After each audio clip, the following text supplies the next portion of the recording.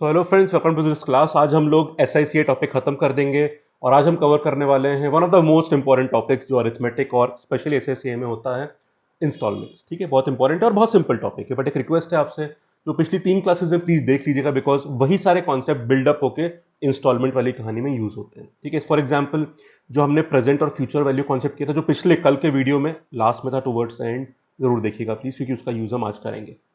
चलिए शुरू करते हैं इंस्टॉलमेंट्स। अब देखिए, इसका कॉन्सेप्चुअल यूज वैसे तो आपको पता ही है कि इसका मतलब क्या होता है। जब भी हम कुछ पैसा लोन पर लेते हैं, जैसे मान लो कंपाउंड इंटरेस्ट पे ले लिया मैंने 3 साल के लिए कुछ पैसा, ठीक है।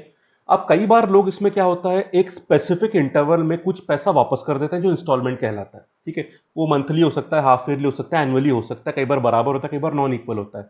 हम बीच में पैसा वापस क्यों करते हैं? For a very simple reason, कि भाई जितना पैसा आपने उधार देने वाले को वापस कर दिया, कम से कम उस पे तो और इंटरेस्ट नहीं लगेगा ना। बिकॉज जब भी कंपाउंड इंटरेस्ट लगता है तो आपको पता है कि जो भी अक्यूमुलेटेड इंटरेस्ट है उस पे भी और इंटरेस्ट लगता ही जाता है, मतलब चीजें पाइल अप होती हैं।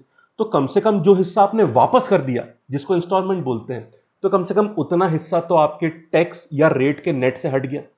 तो कम से कम उस पे तो और इंटरेस्ट अक्रू नहीं होगा और इंटरेस्ट अक्यूमुलेट नहीं होगा, तो फायदा पहुंचेगा आपको। ठीक है, इसलिए इंस्टॉलमेंट्स कहते हैं।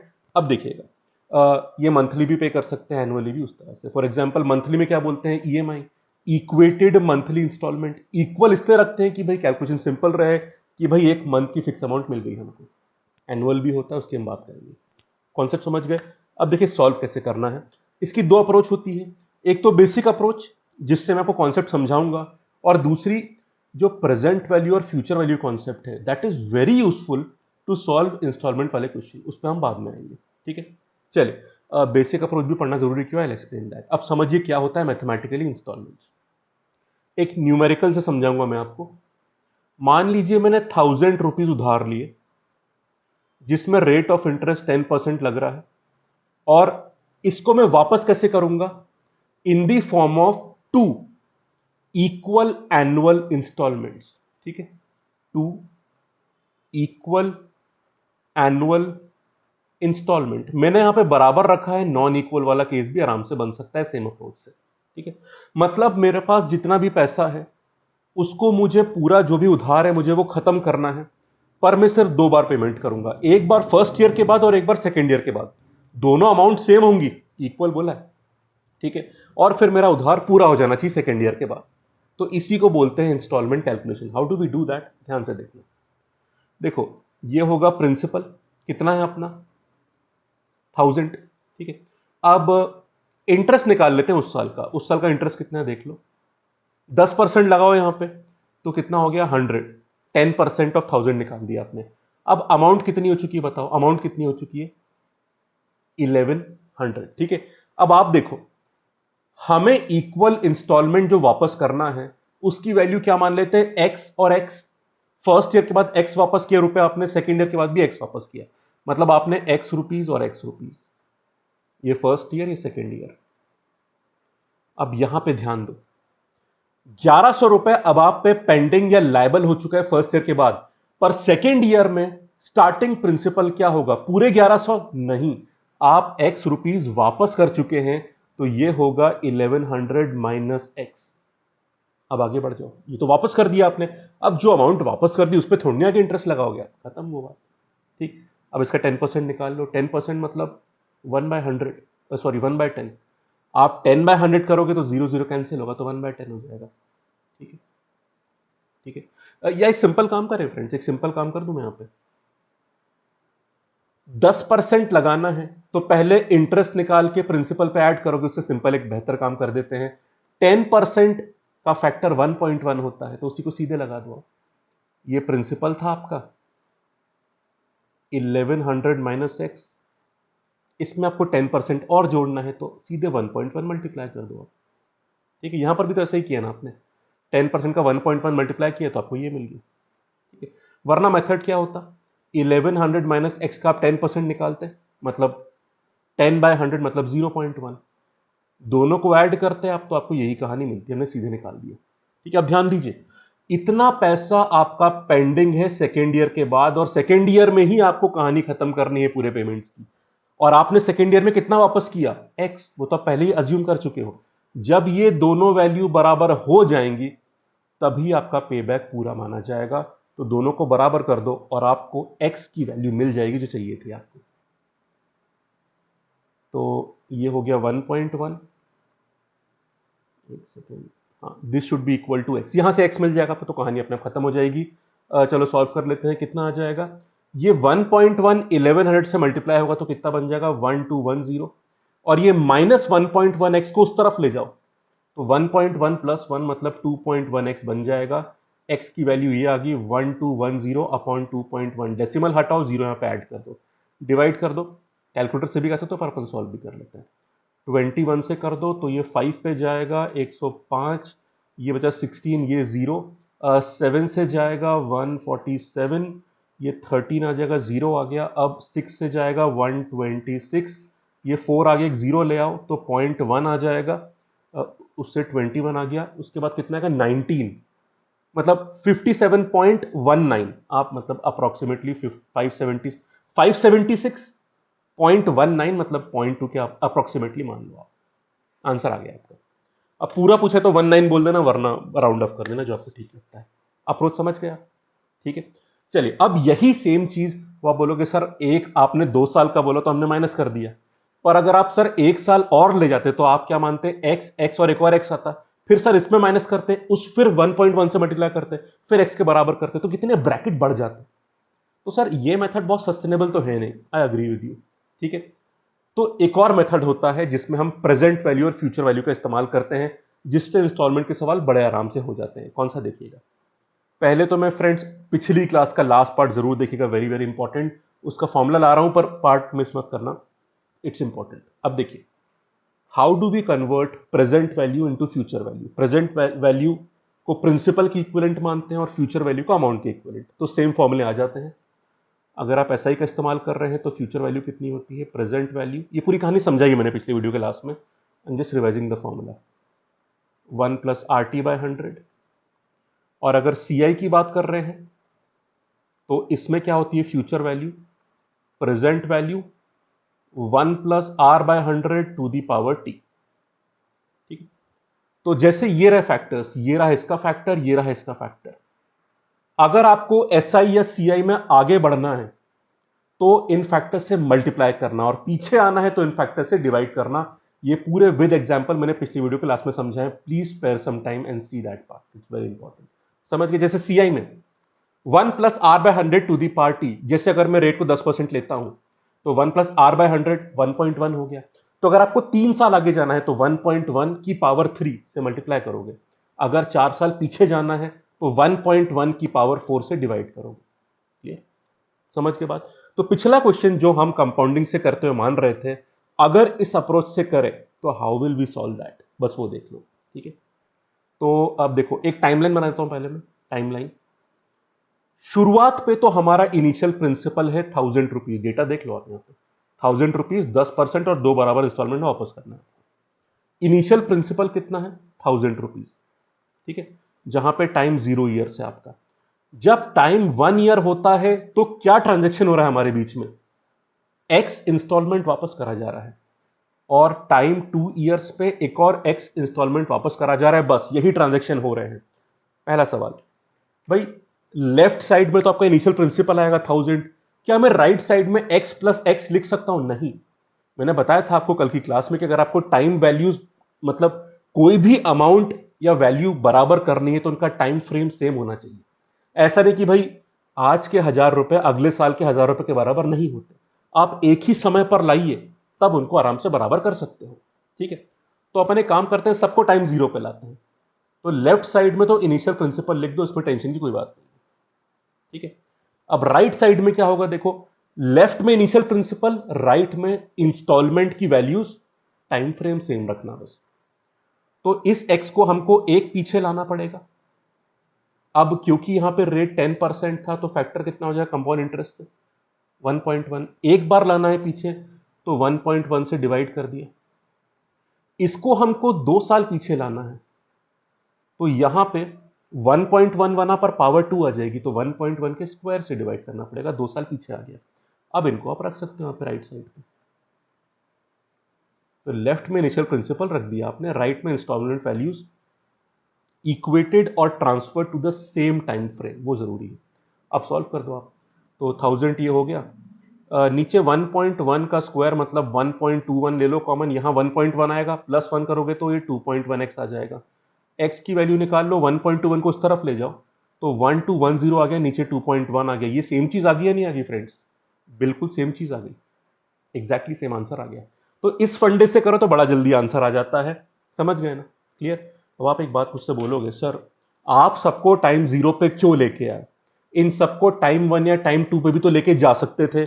बिल्कुल ले जाओ, आंसर सेम आएगा, देख लो। लेफ्ट साइड में हमको प्रिंसिपल रखना है, पर प्रिंसिपल को भी अगर टाइम 2 पे ला रहे हो आप सबको, तो उस प्रिंसिपल को 2 साल आगे बढ़ाना पड़ेगा। 2 साल आगे बढ़ाने के लिए 1.1 की स्क्वायर इधर आ जाएगा। इस x को अब 1 साल आगे बढ़ाना है सिर्फ, तो इस x के साथ ये 1.1 आ गया, बस 1 ही साल आगे बढ़ाना है। इस x में कुछ नहीं करना आपको, वो तो टाइम 2 पर बैठा ही है, तो सिर्फ प्लस x कर दो आप। तो ये आपकी इंस्टॉलमेंट की दोनों वैल्यूज हो गई to the same time frame जो आपने टाइम 2 डिसाइड किया है। ये प्रिंसिपल को आप टाइम 2 पे ले आए, करो सॉल्व। ये आ गया 1210, ये आ गया 2.1x। Friends same value x की आएगी या नहीं आएगी? Same value. क्या सर हम दोनों को टाइम 1 पे ला सकते हैं? जिस टाइम पे लाना है ले आओ, पर सबको उस टाइम पे ले आना। लेफ्ट में रखना प्रिंसिपल और राइट में रखना करस्पॉन्डिंग इंस्टॉलमेंट की वैल्यूज, टाइम फ्रेम सेम रखना, आंसर आ जाएगा, बात खत्म। ठीक है। अब आखिरी सवाल जो आपके दिमाग में आ रहा होगा, अच्छा एक जरूरी बात समझ लो फ्रेंड्स, अगर ये पूरा सिंपल इंटरेस्ट का सवाल होता तो क्या होता? 1.1 फर्स्ट ईयर में सेम रहता, फिर ये 1.1 का स्क्वायर नहीं 1.2 होता। ठीक है। 3 साल में करना है जंप, तो सीआई वाला फैक्टर 1.1 का क्यूब होता है, पर एसआई का फैक्टर 1.3 हो जाता है। 4 साल में 1.1 की पावर 4 होता है सीआई में, एसआई में 1.4 हो जाता है। तो एसआई वाले केस में फैक्टर्स का ध्यान रखना, उसमें पावर नहीं आती, सीधे 1.1 1.2 इस तरह से चलता जाता है फॉर 10%। फैक्टर कुछ और हुआ तो फैक्टर मतलब रेट कुछ और हुआ तो फैक्टर कुछ और आएगा फिर। समझ गए आप? तो इसमें एसआई के सवाल कम आते हैं, पर अगर आ गए आ सकते हैं, ऐसा नहीं कि नहीं आ सकते, तो फिर सीआई के फैक्टर मत लगा देना, तब इसका इस्तेमाल करना। क्लियर? ठीक है। और देख लेना भाई, ये सारी 10% की बातें हो रही हैं, तो अगर रेट कुछ और रहा तो इन फैक्टर्स को मत लगाना, फिर रेट जो दिया है वो लगाना। तो इस तरह की सीली मिस्टेक नहीं करनी है हमको। अब एक आखिरी सवाल आपके दिमाग में आ रहा होगा कि सर जब ये इतना बढ़िया मेथड है कि जिसमें एक ही लाइन में आंसर आ जाता है, तो हम इतना लंबी कहानी क्यों पढ़ रहे हैं? जिसके दो कारण हैं। पहला कारण कि सीधे यहां पे नहीं आना चाहिए, आपको पहले समझाना जरूरी था कि इंस्टॉलमेंट यार होता क्या है, वो मैं समझा रहा था आपको, जो आप समझ गए होंगे। दूसरी बात, हर बार जरूरी नहीं है कि इक्वल इंस्टॉलमेंट वाले केसेस ही बनेंगे। हो सकता है पहली साल कुछ ज्यादा आपने वापस कर दिया उसको, ठीक है, that amount could be any other number, हो सकता है बराबर ना हो, तो उस केस में ऐसा मेथड बेटर होता है। ठीक। अब यहां पे क्योंकि बराबर वाला मामला था, कैलकुलेशन काफी सिंपल हो गया, पर अगर कोई और रैंडम अमाउंट वापस हो रही है, अगर इक्वलिटी नहीं आ रही है, तो कई बार ये मेथड भी काम आ जाता है। तो आपके दिमाग में मेथड दोनों होने चाहिए, जो ठीक लगे इस्तेमाल कर लेना। ठीक है। अब समझ गए इंस्टॉलमेंट। कहानी खत्म करने से पहले मुझे आपको एक बात और बतानी चाहिए कि सर आपने सिर्फ 2 साल के लिए कराया, what if there are n time intervals? वो भी तो एक बार सॉल्व करवा दीजिए। चलो कर लेते हैं और फिर क्लास खत्म कर देंगे। इसके साथ हमारा एसआई से भी पूरा हो जाएगा।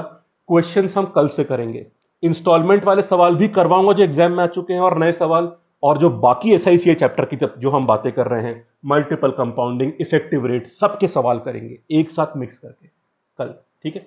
इंस्टॉलमेंट वाले सवाल भी कल से होंगे। चलो जरूरी बात देख लो, डेटा समझना कि मैं क्या अज्यूम कर रहा हूं। पी को प्रिंसिपल मान लेते हैं, मतलब जितना पैसा उधार लिया गया है। ठीक है। रेट ऑफ इंटरेस्ट को R% मान लेते हैं। क्लियर बात? ठीक है। अब इसमें जरूरी बात ध्यान रखना, आपको यह पता है कब वापस करना है? An equal annual instalment. यहां पे मंथली वाला काम भी हो सकता है, अभी मैं एनुअल वाला बता रहा हूं। मंथली में क्या चेंज होगा? एक चेंज होगा बस, I tell you. Clear? Equal annual instalments मतलब कि भाई आपने टाइम 0 पर P रुपीज ले लिए हैं, ये 1000 10,000 कुछ भी हो सकता है। रेट R% का लगेगा, और आपको N ईयर्स में हर साल के एंड में बराबर बराबर अमाउंट वापस करनी है आपको। तो वो X कितना होना चाहिए उसको अपन X मान के चलते हैं, अभी इसकी वैल्यू फाइंड करनी है। ठीक है। मतलब N equal annual instalment, year 1 के बाद X पैसा वापस करोगे आप, रुपीज मतलब, ईयर 2 के बाद x वापस करोगे, ईयर 3 के बाद x, ऐसे n इंटरवल्स में आपका लोन बकाया हो जाना चाहिए, मतलब कंप्लीट हो जाना चाहिए, उधार खत्म हो जाना चाहिए। सॉल्व कैसे करेंगे? जल्दी से सॉल्व करेंगे अपनी वही प्रेजेंट वैल्यू अप्रोच लगा के। ये बना ली हमने टाइमलाइन, टाइम 0 पे कौन बैठा हुआ है? प्रिंसिपल, ये तो लेफ्ट साइड में आ जाएगा। अब टाइम 1 से इंस्टॉलमेंट रीपेमेंट चालू होता है, ये एक्स अमाउंट है, टाइम 2 पे भी एक्स अमाउंट है, ये कहानी चलती रहेगी, और एन जो टाइम है आपका, इसमें भी एक्स आखिरी इंस्टॉलमेंट दे दिया आपने। लेफ्ट साइड सबको टाइम 0 पे ले आते हैं, ठीक है? तो लेफ्ट साइड में पी आ गया, राइट साइड में देखिए पहले वाले को 1 साल पीछे लाना है, तो फैक्टर क्या होगा? 1 + r/100, ठीक है भाई। अगले इस वाले को 2 साल पीछे लाना है, तो x/1 + r/100, ये पावर 2 हो जाएगी। ये कहानी फ्रेंड्स चलती रहेगी। आखिरी x को n ईयर्स पीछे लाना है, तो 1 + r/100, सबको टाइम 0 फ्रेमवर्क पे ला रहे हो आप, ये पावर n हो जाएगी। अब यहां पे सॉल्व कर देते हैं। कैसे सॉल्व करें? पहले तो एक काम करते हैं फ्रेंड्स, नीचे वाला जो डिनोमिनेटर वाला फैक्टर है उसकी पावर्स बढ़ती जा रही है। आपको यहां पे जीपी दिखाई दे गया होगा, पर इस बड़ी चीज को बार बार इक्वेशन में कैरी क्यों करना? अपने काम करते हैं, 1/1 + r/100 को, इस पूरी कहानी को किसके बराबर ही है? 100/r + 100 के बराबर है। इसको अपन अल्फा मान लेते हैं, तो इक्वेशन क्या बन गई? पी। सवाल में सब कुछ दिया होगा, ये ध्यान रखना, बस एक्स अननोन है जो आपने अज्यूम किया कि भाई वो एनुअल इंस्टॉलमेंट जो वापस करना है आपको एन ईयर्स में, हर साल, उसमें हर साल वाले की वैल्यू कितनी है जिसको आपने एक्स माना है? इंस्टॉलमेंट की वैल्यू है एक्स यहाँ पे, ठीक है? यहाँ पे मैंने डिनोट भी कर दिया इसको, मतलब ये जो चीज है इक्वल एनुअल इंस्टॉलमेंट, हर साल की आपने एक्स मानी है, तो ये कितना हो गया? एक्स, ये अल्फा आ गया, प्लस यहाँ पे एक्स, ये अल्फा का स्क्वायर आ गया। ये कहानी चलती रहेगी, ये एक्स रहा और ये अल्फा की पावर एन हो गया। अब इस पूरी कहानी में बस कैलकुलेशन करना बाकी है। ये एक्स हो गया, एक्स इंटू अल्फा कॉमन ले लो आप, ब्रैकेट में क्या बचेगा? 1 + तो सारे बाहर आ गए, 1 + अल्फा प्लस अल्फा का स्क्वायर। ये कहानी अल्फा और पावर n-1 हो जाएगी। यहाँ पे जीपी का सम लगा दो, कहानी खत्म हो जाएगी। एक्स अल्फा, अब देखो क्या होता है जीपी का सम? ए प्लस ए आर स्क्वायर, और एन टर्म क्या होता है? ए आर की पावर n-1। सम कितना होता है? ए आर की पावर n-1 अपन r-1। अप्लाई कर दो। अब यहां पे फर्स्ट टर्म ए तो 1 ही है, तो 1 हो जाएगा। अब देखिए टर्म्स कितने हैं? n, और कॉमन रेशियो अल्फा है यहाँ पे, और नंबर ऑफ टर्म्स n है यहाँ पे, क्योंकि अल्फा की पावर 0 से आप अल्फा की पावर n-1 तक जा रहे हैं, तो नंबर ऑफ टर्म्स n-1 नहीं n है, तो अल्फा की पावर n-1 अपन अल्फा-1, कॉमन रेशियो तो आपको अल्फा दिख रहा है, ठीक है? ये आ गया। अब थोड़ा सॉल्व कर लो, बस थोड़ा सॉल्व कर लो। अब अपने को यहाँ पे क्या चाहिए? एक्स। एक्स कितना आ जाएगा?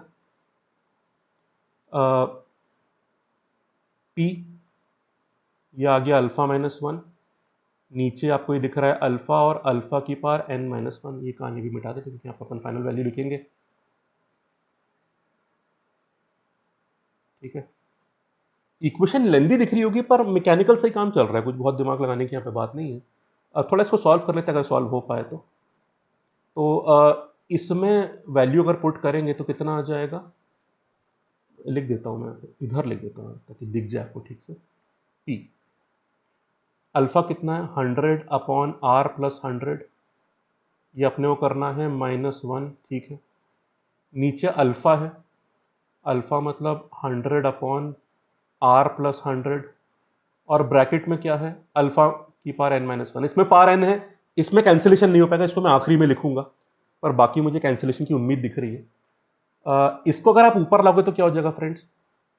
इसमें 100 तो कैंसिल हो गया, और आपकी वैल्यू बचेगी आर की, पर एक माइनस बच जाएगा, मतलब कि अगर आपने r+100 को ऊपर लाया, 100 कैंसिल हो गया, -r बचेगा, तो नीचे वाले को अपन पलट देंगे, ठीक है? और r+100 यहाँ पे कैंसिल भी हो जाएगा, तो बेसिकली p आ गया, ये बचा r यहाँ पे। डिनोमिनेटर दोनों के ये कैंसिल हो जाएगा इस तरह से, ये 100 बचेगा, ठीक है? और यहाँ क्या बचेगा? ऊपर माइनस है तो आपको यहाँ पे इसको पलटना पड़ेगा। This is our final answer, जो मैं यहाँ पे लिख रहा हूँ कि x की वैल्यू क्या होगी? P R upon 100, 1 minus alpha, आप लिख दो यहाँ पे 100/r+100, और पावर n हो जाएगी, ठीक है? सर क्या ये हमको रटना चाहिए मेरी मानोगे आप तो फ्रेंड्स जो भी वैल्यू यहाँ पे रख के भी बड़ी जल्दी से आंसर निकाल सकते हो आप, ठीक है। रट रट सकते हो, मतलब अगर याद करना तो बड़ी अच्छी बात है, पर अगर आपको अप्रोच पता है तो वैसे ही प्रॉब्लम होनी नहीं चाहिए मेरे हिसाब से, ठीक है। बाकी याद करना तो आप याद भी कर सकते हो। कैलकुलेशन सही तो करे, कुछ गड़बड़ तो नहीं कर दी, लग तो नहीं रहा कुछ गड़बड़ करी है, सही लग रहा है, ठीक है। हाँ सही लग रहा है फिलहाल। तो दिस इज द वैल्यू कि अगर आपको कोई भी प्रिंसिपल जिसमें रेट दिया हुआ है एन इक्वल एनुअल इंस्टॉलमेंट में वापस करना होता है, तो हर उस इंस्टॉलमेंट की वैल्यू ये आती है। कई बार हम इसको सीधे याद करते हैं, डेरिवेशन में नहीं जाते, इसलिए हमको डर लगता है चैप्टर से। डेरिवेशन पे जाइए, कितना सिंपल है, फिर फाइनल रिजल्ट से डर नहीं लगेगा आपको, आराम से याद भी हो जाएगा, याद करना है आपको, वरना method is always with you, you will feel that confidence. Simple है यहाँ पे, ठीक है। एक सवाल आता है कि सर एनुअल की जगह मंथली काम करना हो तो कैसे करेंगे? बिल्कुल कर सकते हो, बस फिर रेट पूरे साल का मत लेना। याद है ना मल्टीपल कंपाउंडिंग वाला केस? भाई पूरे साल का मान लो 24% पर एनम दिया है, तो आपको फिर मंथली में रेट मंथली लेना पड़ेगा। मतलब कि 12 महीने का 24% है तो एक महीने का 2% हो जाएगा। तो उसमें जो आर है वो फिर पर एनम मत लिखना, जितना इंटरवल है। मंथली बोला तो पर मंथ का रेट लेना, पूरे साल वाले को एक मंथ में कन्वर्ट करना। अप्रोच सेम रहेगी यहाँ पे, ठीक है। क्लियर बात? तो फ्रेंड्स ये बात थी इंस्टॉलमेंट की यहाँ पे। अब हम कह सकते हैं कि हमारा एसआई, और फ्रेंड्स ये डेरिवेशन एक बार अब बिना देखे अपनी कॉपी पे लिख लेना, कर लेना सॉल्व, कॉन्फिडेंस आ जाएगा। सिर्फ देख के मत पाना कि हाँ से समझ में गया, नहीं, you have to solve it by yourself. It's very very important, तब आप कॉन्फिडेंट फील करोगे। अब यहाँ पे हमारा एसआई और सीआई पूरा होता है। अब कल हम एक जो क्लास करेंगे उसमें देखते हैं कि भाई कैट एग्जाम में सवाल किस तरह के आते हैं और किस तरह से इन्हीं सारे कॉन्सेप्ट को वो इंटीग्रेट करके मिक्स करता है, ठीक है। कुछ नॉन कैट वाले क्वेश्चन भी मैं ले लूंगा, बट चलिए देखते हैं कि क्या है नॉलेज सफिशिएंट होगी इन क्वेश्चंस को अप्रोच करने के लिए। Will see that. तब तक आई विल अज्यूम कि आप सारे चारों वीडियोस इसके देख चुके होंगे, ताकि अगली कल वाली क्लास में सॉल्व करने में चीजों को मजा आए, ठीक है। चलिए, तो अगर बात समझ में आ गई हो तो प्लीज कमेंट बॉक्स में बता देना, डाउट हो तो बता दो, I try to clear that. तो ऑनेस्टली फीडबैक दीजिएगा कि सर समझ में आई या नहीं आई। आप पे फीडबैक्स बहुत वैल्यूबल होते हैं, चाहे पॉजिटिव हो या नेगेटिव, ठीक है। और बाकी बेल आइकन दबा दीजिएगा, सब्सक्राइब बटन सब्सक्राइब कर लीजिएगा, और लाइक का बटन जरूर दबा दीजिएगा, ठीक है। Thank you so much, have a nice day. कल फिर से मुलाकात होगी आपसे, तब तक ध्यान रखिए, अच्छी तरह पढ़ते रहिए, रिलैक्स रहिए, एग्जाम बढ़िया ही जाएगा। Thank you, take care, bye bye.